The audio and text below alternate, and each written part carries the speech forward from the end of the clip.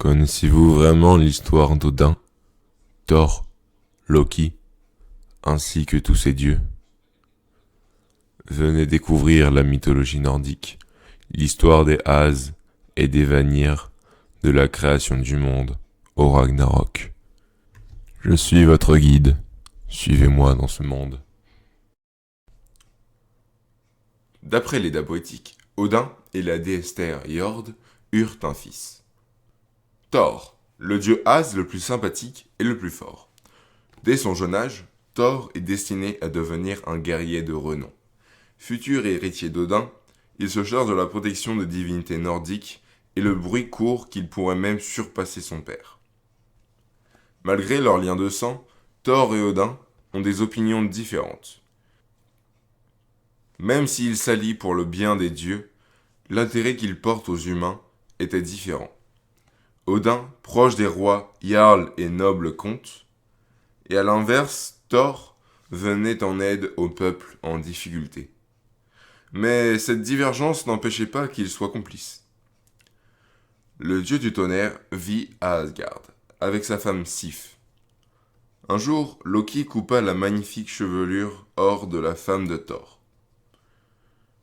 Quand le dieu apprit la nouvelle, il entra dans une colère folle et menaça de tuer Loki. Mais ce dernier lui proposa un marché. Sa vie contre une nouvelle chevelure pour la déesse Sif. Le dieu alla alors voir les nains, qui, à la demande du dieu de la malice, confectionnèrent une nouvelle chevelure pour Sif. Ils fabriquaient en même temps la lance d'Odin et le meilleur de tous les bateaux. Loki leur lança un défi. De recréer d'autres merveilles supérieures à leur création.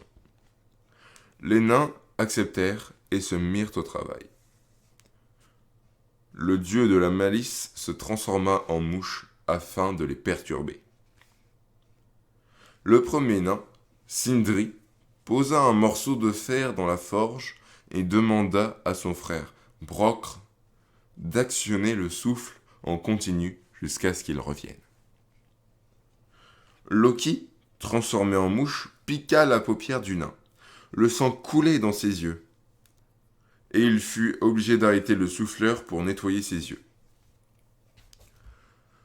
Quand Sindri revint, ils sortirent un marteau qui avait la faculté de ne jamais manquer sa cible et retourner entre les mains de son propriétaire.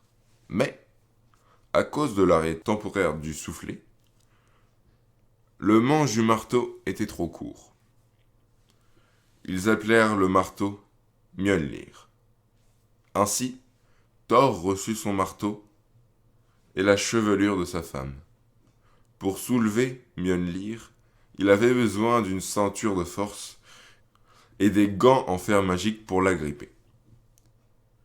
Thor a un char volant tiré par 2 boucs, qui l'emmène de monde en monde pour se battre continuellement contre les géants. Une fois, Thor voulait trouver un chaudron aux propriétés uniques pour brasser un breuvage à tous les dieux d'Asgard. Le seul être à en posséder un était un géant. Après que Thor ait trouvé le géant, ils partirent pour pêcher en mer. Le géant, très doué, remonta au navire plusieurs baleines, tandis que Thor piégea une créature funeste que son père, Odin, ayant senti sa menace, avait jetée dans la mer de Midgard en espérant qu'il ne survive pas.